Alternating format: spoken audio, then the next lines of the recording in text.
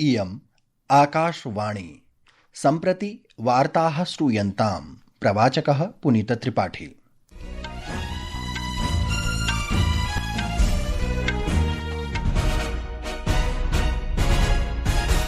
आदौ मुख्यवार्ताः। प्रधानमन्त्री नरेन्द्र मोदी अद्य दक्षिणाफ्रिका देशस्य जोहान्सबर्ग नगरे G20 शिखरसम्मेलने भागग्रहणानन्तरं षष्ठे भारत ब्राजील दक्षिणाफ्रिका सम्मेलने IBSA इत्यत्र भागं गृह्णाति। प्रधानमन्त्रिणा श्रीमोदिना दक्षिणाफ्रिका देशस्य राष्ट्रपतिना रामफोसा इत्यनेन सह द्वैपाक्षिकं मेलनं विहितम्। विदेशमन्त्री डॉक्टर एस जयशंकरः यूक्रेन देशस्य विदेशमन्त्रिणा आन्द्रेई सिबिहा इत्यनेन सह दूरभाषमाध्यमेन वार्तालापम् अकरोत्। सममेव सः संघर्षं शीघ्रमेव समापनाय चिरस्थायी शान्त्यै च भारतस्य समर्थनं प्रख्यापितवान्। केन्द्रीय वाणिज्योद्योगमन्त्री पीयूष गोयलः न्यगदत् यत् भारत इस्राएल देशौ स्वप्रस्तावित मुक्त व्यापार संधिं द्वयोः चरणयोः प्रवर्तयितुं विचारयन्तौ स्तः। भारत ऋतुविभागेन आगामिषु 5 दिवसेषु पूर्वोत्तर भारते उत्तरप्रदेशे च न्यूनात् मध्यम पर्यन्तं निहारस्य संभावना प्रकटिता अस्ति। अपि च बैडमिण्टन क्रीडायां लक्ष्यसेनः सिडनी नगरे 25,200 ऑस्ट्रेलियन ओपन पुरुष एकल उपाधिम् अवाप्नोत्। अथ वार्ताः विस्तरेण।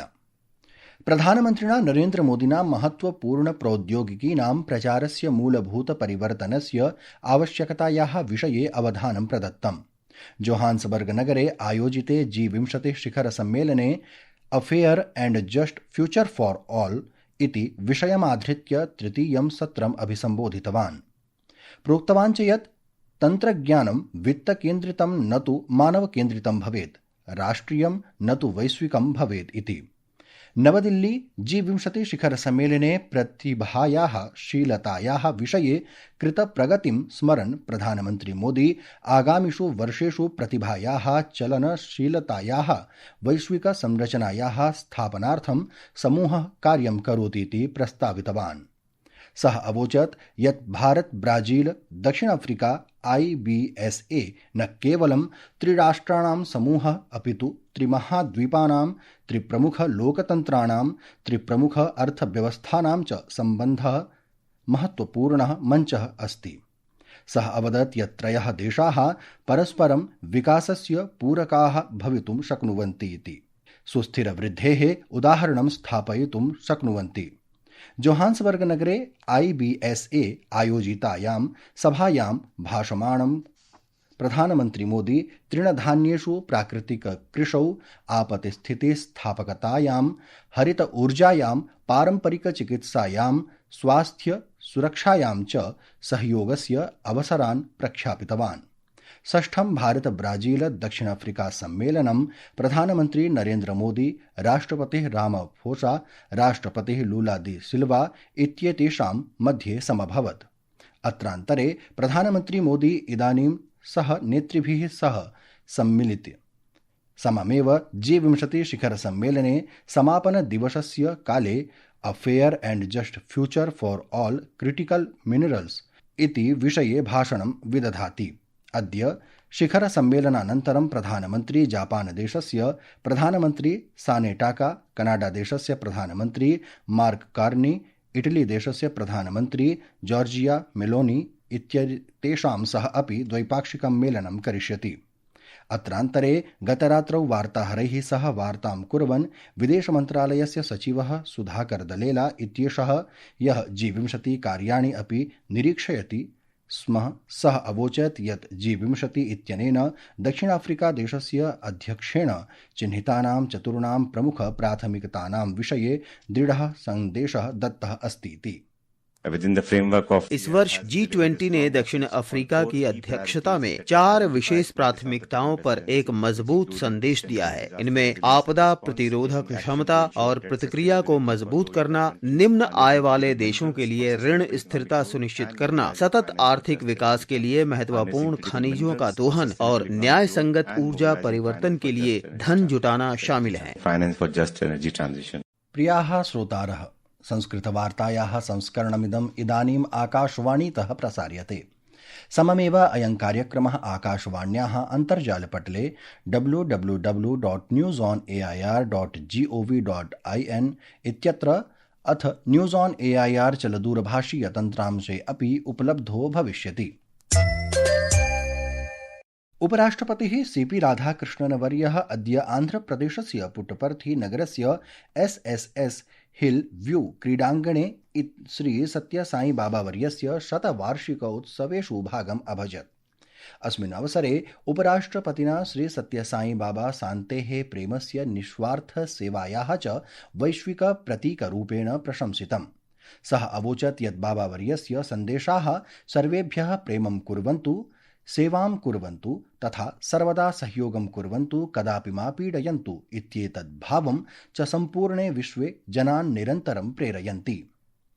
विदेशमन्त्री डॉक्टर एस जयशंकरः यूक्रेन देशस्य विदेशमन्त्रिणा आन्द्रेई सिबिहा इत्यनेन सह दूरभाषमाध्यमेन वार्तालापम् अकरोत्।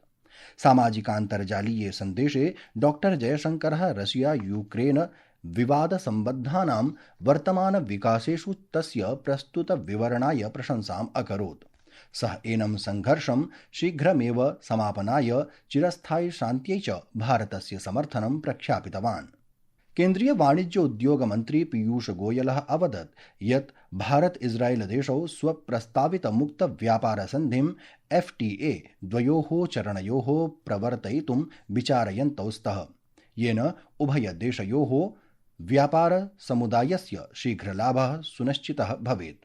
सः अवदत् यत् FTA इत्यस्य प्रथमचरणं ते प्रकाशयितुं शक्नुवन्ति, येन ते शीघ्रं लाभान् अरप्स्यन्ति। श्री गोयलः अवदत् यत् भारतं विश्वस्मिन् हि विश्वे विश्वसनीय सहभागित्वेन उद्भूतमस्ति। मुझे लगता है कि ये एक नए व्यापारिक संबंधों के दौर की शुरुआत। अब तो पहले तय करना होगा कि दोनों देशों को क्या मिल सकता है, इस FTA में से कैसे लाभ ले सकते हैं, क्या चीजों पे हम सहूलियत देंगे, चीजें अभी चर्चा में से निकलेंगी। एक संभावना है कि हम पहला फेज FTA का पहले तय कर लें और 2 फेजेस में इस पूरे FTA को फाइनल करें। भारत ऋतुविभागेन आगामिषु 5 दिवसेषु पूर्वोत्तर भारते उत्तरप्रदेशे च न्यूनात् मध्यमपर्यन्तं निहारस्य सम्भावना प्रकटिता अस्ति। विभागेन आगामि 3 दिनेषु तमिलनाडु, पुदुच्चेरी, करैकल, केरल, माहे, लक्षद्वीप, अंडमान निकोबार द्वीपसमूहेषु प्रचण्डवृष्टेः पूर्वानुमानं प्रकटितम्। अद्य अंडमान सागरे दक्षिणपूर्वदिशि नैऋत्य बंगालखात्याः अनेकेषु भागेषु च प्रचण्डवायोः स्थितेः ऋतुविभागेन पूर्वानुमितम्। अत्रान्तरे दिल्ली NCR क्षेत्रे वायुगुणवत्ता अत्यन्तं निकृष्टतमवर्गे एव अस्ति। बैडमिण्टन् क्रीडायां भारतीय शीर्षक्रीडकः लक्ष्यसेनः सिडनीनगरे 25,200 ऑस्ट्रेलियन् ओपन् पुरुष एकलोपाधिं प्राप्नोत्। अयमुपाधिः वर्षस्यास्य तस्य प्रथमोपाधिः वर्तते। लक्ष्यः अद्य अन्तिमशृङ्खलायां 26 श्रेण्यां जापानदेशस्य यूशी तनाका इत्येनं 21-15-11 इत्यङ्कान्तरालेन पराजयत्। अन्ते मुख्यवार्ताः पुनः एकवारम्। प्रधानमन्त्री नरेन्द्र मोदी अद्य दक्षिणाफ्रिकादेशस्य जोहान्सबर्ग नगरे G20 शिखरसम्मेलने भागं गृह्णानन्तरं 6ठे भारत ब्राजील दक्षिणाफ्रिका सम्मेलने इत्यत्र भागं गृह्णाति।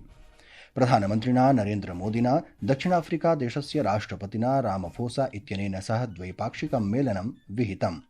विदेशमन्त्री डॉक्टर एस जयशंकरः यूक्रेनदेशस्य विदेशमन्त्रिणा आन्द्रेई सिबिहा इत्यनेन सह दूरभाषमाध्यमेन वार्तालापम् अकरोत्। केन्द्रीय वाणिज्योद्योगमन्त्री पीयूष गोयलः अवदत् यत् भारत इस्राएल देशौ स्वप्रस्तावित मुक्त व्यापार सन्धिं द्वयोः चरणयोः प्रवर्तयितुं विचारयन्तौ स्तः। भारत ऋतुविभागेन आगामिषु 5 दिवसेषु पूर्वोत्तर भारते उत्तरप्रदेशे च न्यूनात् मध्यमपर्यन्तं निहारस्य सम्भावना प्रकटितास्ति इति वार्ताः।